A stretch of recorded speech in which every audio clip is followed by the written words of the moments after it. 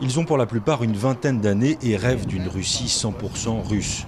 La Russie compte quelques milliers d'activistes d'extrême droite comme ce groupuscule clandestin baptisé Union Slave. Ils sont adeptes de symboliques païennes, de croix gammées, et si devant la caméra ils font attention de ne pas faire d'appel à la violence, leur message reste malgré tout sans équivoque. Il faut les expulser, il ne faut pas leur accorder la nationalité sous prétexte qu'ils vivent ici depuis 2 ou 3 ans. Voilà les activités criminelles dont les militants de l'extrême droite russe peuvent se rendre coupables. Ce sont là des images récupérées par les activistes d'Union Slave.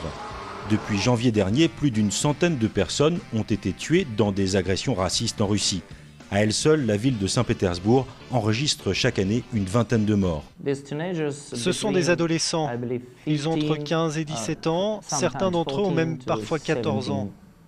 À Saint-Pétersbourg, les étrangers sont aujourd'hui sur le qui-vive et autant que faire se peut, ils essaient de ne pas sortir seuls dans la rue. En Russie, aujourd'hui, il y a la peur. C'est-à-dire qu'on peut ne pas t'attaquer, mais tu as peur quand même. Tu ne sais pas par où ça peut commencer. Les ressortissants des anciennes républiques soviétiques sont les premières victimes des agressions et certains commencent maintenant à quitter la Russie. Beaucoup de mes compatriotes tadjiks, mais aussi des Ouzbeks, rentrent chez eux à cause de l'insécurité. Tout simplement parce qu'ils ne peuvent pas vivre et travailler dans des conditions normales. À cause des agressions comme celle-là, les étrangers évitent de prendre les transports en commun où personne ne leur viendra en aide s'ils sont attaqués. Les groupuscules extrémistes qui mènent ce type d'action sont très bien organisés. Ils prévoient tout de A à Z, de leur arrivée au meilleur moyen de prendre la fuite.